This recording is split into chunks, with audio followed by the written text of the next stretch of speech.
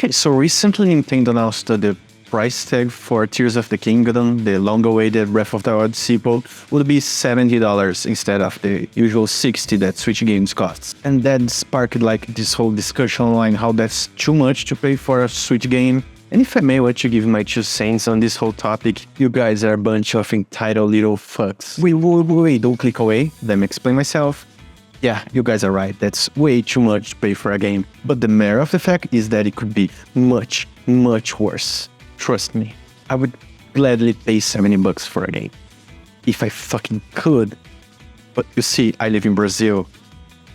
And since I was a child, game consoles have always been super expensive here. I think that everyone that's kinda into gaming knows that the Sega Master System and Sega Genesis were still sold into Brazil recently. I mean, they still are. You can still find them on stores.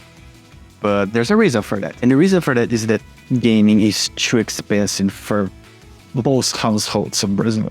So they are the only option that most parents can afford when their child starts begging for a gaming console. This is a screenshot taken directly from Amazon Brazil, and as you can see, the PlayStation 5 costs roughly 4,500 reais, or around $850. That's way more than the already kind of pricey $1,550 price tag that the same model has on the USA, and this is the Nintendo Switch, 2,500 reais, or $480 for the OLED model, compared to the $350 price tag on the US. And the reason for that is, of course, taxes. And why are they so high? Well, in one word, corruption. Yeah, that's right. The government puts these crazy taxes on game consoles. Heck, everything we buy have taxes. Absolutely everything. And they earn around trillions of reais each year, and that's absurd. That's way too much money. And somehow, we still have terrible, terrible public services. And yeah, sure, a game for these game consoles will cost roughly the same, around $60. But consider this. The minimum wage in Brazil is around 1,200 reais per month.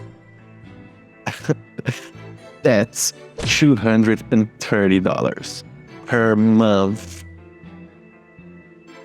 Yeah, let that sink in. That means that it would take someone that earns the minimum wage around their entire earnings for around 4 months to afford a PS5. And around a fourth of a month's worth of salary just for one fucking game. Do you know how insane that is? Oh my god.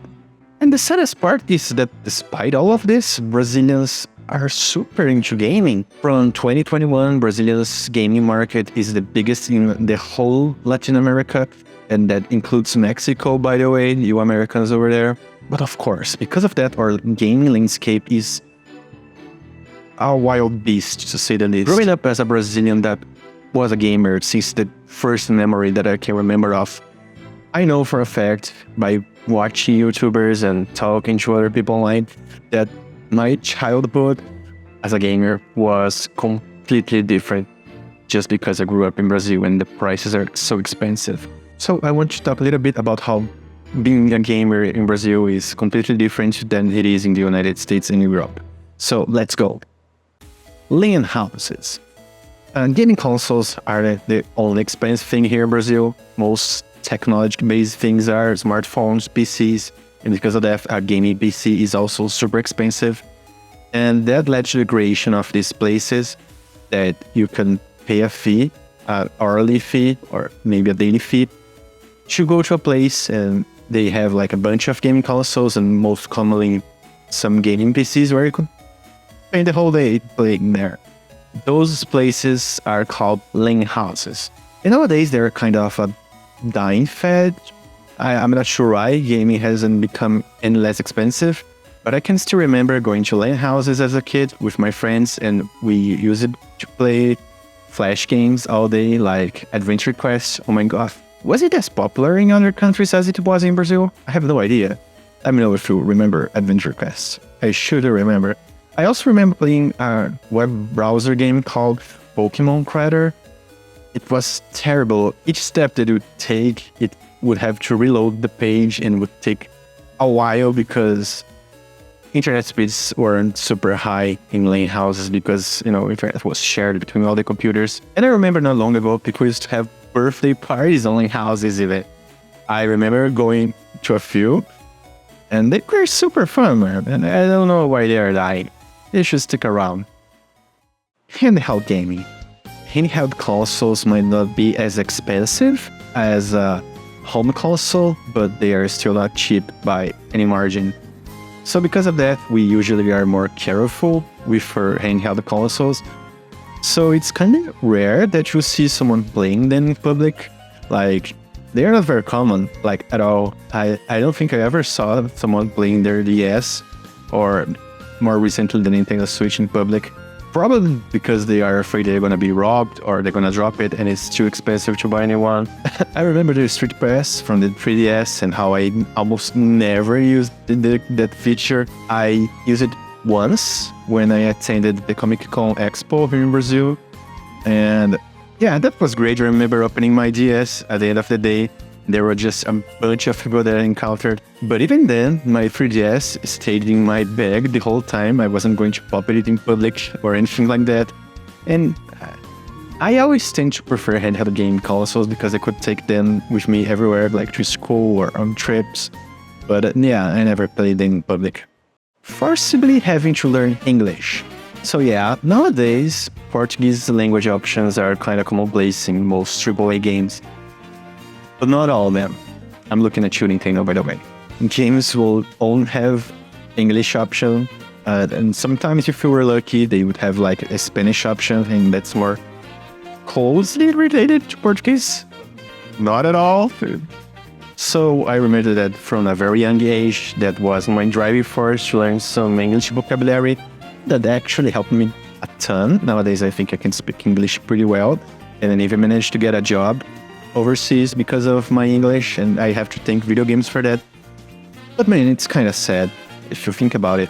So many kids that grew up with video games didn't understand what they were saying at all. Just imagine a kid trying to play a JRPG game and not knowing what the hell any of the characters are saying. That was me playing Pokemon, and yeah, Pokemon is a more child-friendly franchise than, let's say, Final Fantasy. But I still had a hard time knowing where to go, and there was no difference for me at all if it was a Japanese copy or an English copy. I mean, I knew the letter slash symbols were different, but I didn't know what the characters were saying whatsoever. And my Pokemon Silver was actually in Japanese, and yeah, I managed to beat it after some time. The same goes for my Pokemon Fire Red. Yeah, great memories.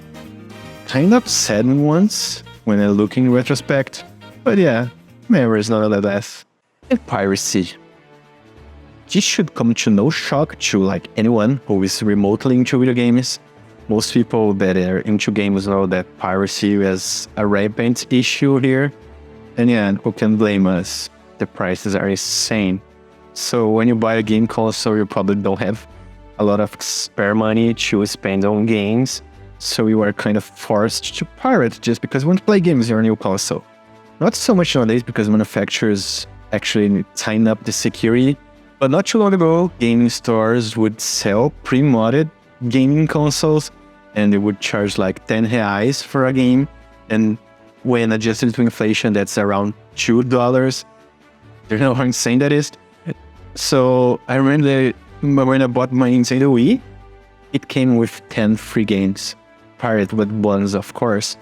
Not only that, but I don't know a single Brazilian person besides like my mom that doesn't know how to torrent stuff. Just because it's not only video games that are expensive, DVDs and Blu-rays are expensive. Going to the movies can be expensive as well. So everyone knows how to do that. And yeah, even today that piracy has subsided a bit, I still don't go to official means most of the time to get my games. I usually go to the gray market where they're a little bit cheaper. Well, anyway, that's besides the point. I just hope that this video shedded a little bit of light on how different the gaming landscape is in Brazil and how despite the poor conditions that we live in, the scene still thrives.